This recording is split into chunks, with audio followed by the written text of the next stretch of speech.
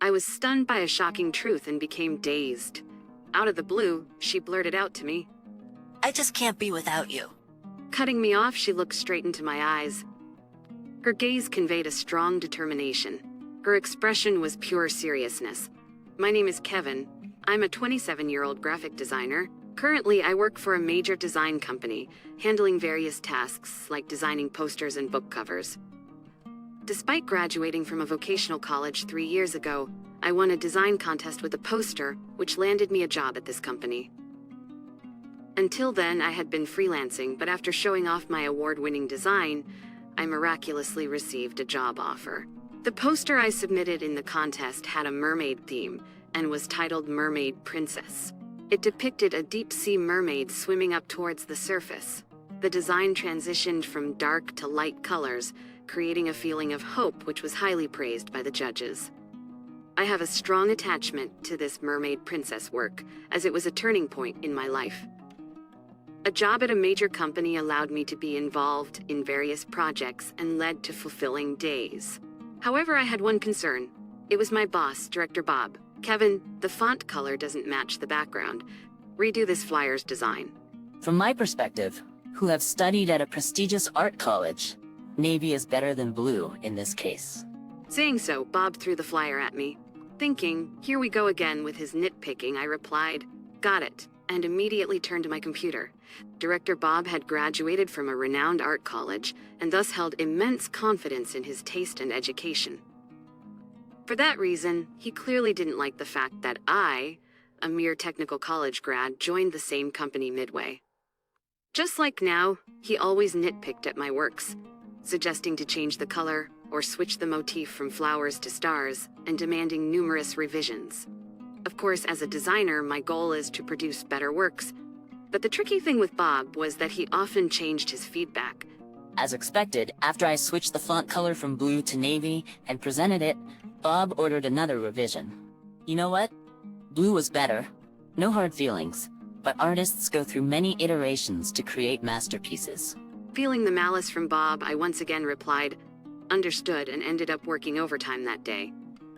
Feeling the malice from Bob, I once again replied, understood, and ended up working overtime that day. With all the overtime work and the way I was being treated, I was starting to feel down. But I genuinely love my job as a graphic designer, and I also wish to become a designer who would someday earn Bob's respect. But man, I sure could use some emotional support. Late at night, after finally finishing up, I felt a pang of sadness while heading home on the last train. Looking back, when I was freelancing, I was always busy due to financial constraints. In such a situation, romance was out of the question, and since my college days, I had always been alone. But someday, I'd like to get married, I thought. Maybe now is the time to take some action. However, as I was suddenly driven by that urge, I was still unsure how to proceed since I had been away from dating for so long. So the next day, I decided to seek some advice from my cousin, whom I regard as my elder brother, John. If you're up for it, I know a woman I'd like to introduce you to. She's a 26-year-old freelance illustrator and a friend of my wife. An illustrator? I'm intrigued. If she's okay with it, I'd definitely like to meet her. Thus, through John, I got a chance to meet this woman. We planned to have a matchmaking date at a cafe lounge in a week. The woman's name is Catherine. I got to see her picture on a phone, and she was a beautiful lady with long, flowing black hair. Despite not being that good-looking, I showed Catherine my picture through John, and thankfully, I seemed to be within her acceptable range. Now, all that was left was to meet in person. Nervously anticipating our meetup the next day, I received an unexpected call at work. Suddenly summoned by Director Bob, I wondered what was up. Entering his office, Bob, with a smirk, began, Kevin, I've been thinking of transferring you. The official notice will be out in 2 weeks. Start preparing for your new location, so you will be able to begin working in a month. Wait, you were transferring me? Caught completely off guard, I was taken aback. The branch office he referred to was also known as the dumping ground for sidelined employees, infamous for hardly getting any design work. Why would I, who can handle designs at the main office, suddenly be transferred to that branch? When I voiced my confusion, Director Bob, with his usual condescending attitude, continued, Well, Kevin, you've been working more overtime than other employees, and frankly, your level isn't enough for the main office. If you're unhappy with that, maybe you should consider resigning on your own terms. After all, you used to freelance, and that might be a better fit for you. If you're unhappy with that, maybe you should consider resigning on your own terms. After all, you used to freelance, and that might be a better fit for you. His words made his true intentions crystal clear. Bob's plan was to pressure me into resigning by forcing an undesirable transfer. For me, if I was to be transferred to a branch where hardly any work comes in, it would probably be best to leave the company. Feeling the unfairness in Bob's actions, but knowing arguing would be futile, I simply responded, "Understood. I'll submit my resignation form," and quietly left his office. I had always put in effort, hoping for recognition from Bob. But all that effort went down the drain. Though I was filled with a deep sense of frustration, I had a meeting set up with Catherine the next day. It would be unthinkable to cancel the matchmaking date the day before, after expressing my interest. I should apologize sincerely. With that thought, I headed to the cafe lounge in a suit the next day. Arriving about 10 minutes earlier, I nervously waited for Catherine. Then precisely on time she appeared. Wearing an elegant gray dress and carrying herself gracefully, Catherine looked even more beautiful than in her photos. My heart began to race upon seeing her, but I had to tell her the truth. Although before I could say anything, with a warm smile, Catherine started introducing herself. Sorry to keep you waiting. My name's Catherine. I'm really looking forward to meeting you. I'm so sorry. I have something I must apologize for today. Seeing me bow and apologize as soon as we met, Catherine was visibly taken aback. The thing is, just yesterday, my boss ordered me to transfer to a branch office. The real purpose behind this is to push me to resign. So in about a month, I'll be going back to freelancing. I'm truly not in a position to date anyone right now. I sincerely apologize for initiating this meetup only to bring you such news. Upon hearing the details, Catherine responded calmly. I had thought anyone would be rightfully angry if they heard such things during a matchmaking date. So her reaction was quite surprising to me. Is that so? That must have been tough. Thank you for being honest with me. No, I'm so sorry. And so, we just had one cup of coffee and then went our separate ways. Honestly, I wanted to talk with her more and was curious about the type of illustrations she creates. But with my future job becoming uncertain, it might not be the right time for a relationship. I probably won't get another chance to meet such a wonderful woman like her. With such lingering feelings, I headed to the office the next day and was again summoned by Director Bob. Now what? I thought, noticing that Bob seemed different than usual. Kevin, sorry to ask this, but could you hold off on submitting your resignation? We actually received a direct job request for you. Previously, unless it was something significant, Director Bob would allocate work considering each employee's capabilities. It was my first experience receiving a direct request. From where? I inquired and the response was unexpected. It's from Inspire Publisher. Who would have thought a major publisher like them would scout you directly? Inspire Publisher is a top-tier publisher. I never dreamed of receiving work from such a big name. According to Bob, a webcomic artist named Sarah Cherry was releasing a book with Inspire. For some reason, she specifically requested me to design the book cover. After reaching out to the publisher, I was informed that Sarah wanted to discuss the job in person. So, the next day, I visited the office for a meeting with Sarah. I had intended to submit my resignation, but this unexpected job offer felt unreal.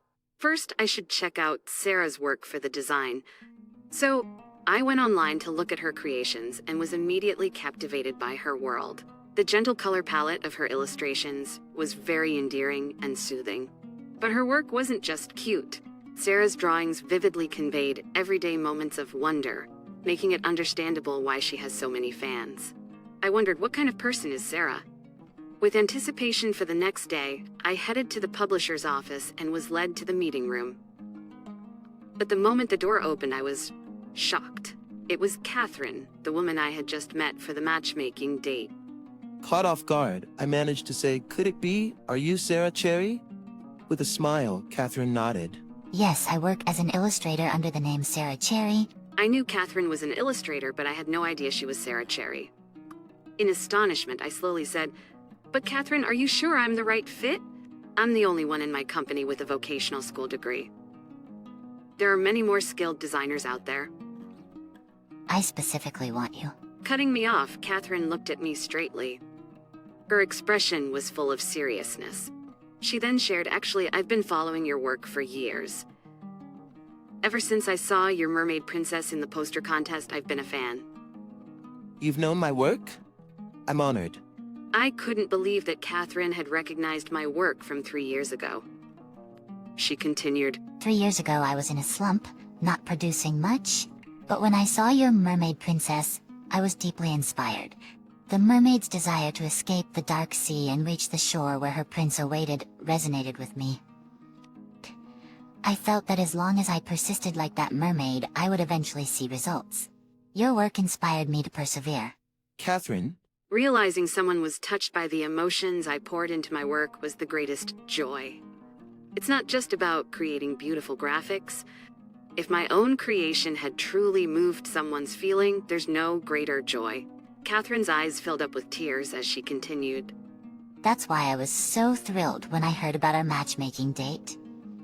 I've always wanted to meet you, Kevin.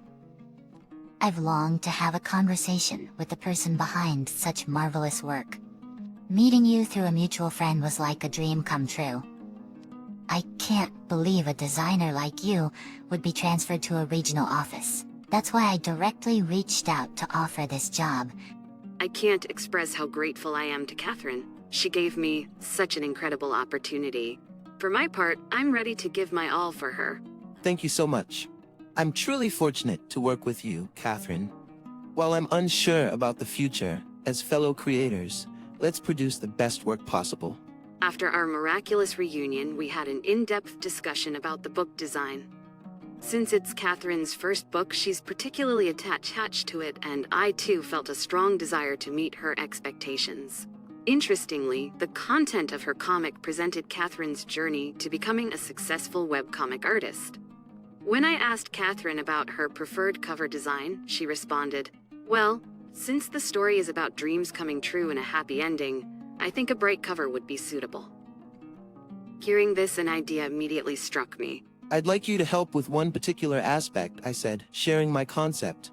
Catherine agreed enthusiastically, saying, "That sounds great." Together, we co-designed the book cover. A year after meeting Catherine, the book I designed became a bestseller, selling over 200,000 copies within 6 months of its release.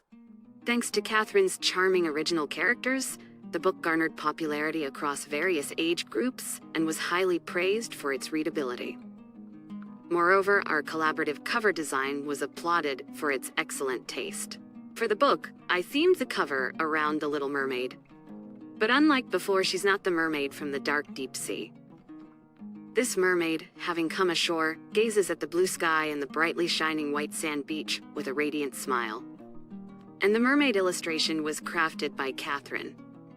A radiant smile, and the mermaid illustration was crafted by Catherine. Interestingly, the mermaid embodies Catherine herself, who overcame difficulties to realize her dreams. Thanks to her adorable art style, the design turned out even more appealing than expected. Moreover, representing the mermaid's scales with holography was admired as being innovative by the publishers, and since then, I've been receiving direct job offers from Inspire Publisher. At this rate, as the director, there was no way they could transfer me to a rural branch office, so the idea of my transfer was canceled. Surprisingly, this episode led Bob to reassess his previous attitude.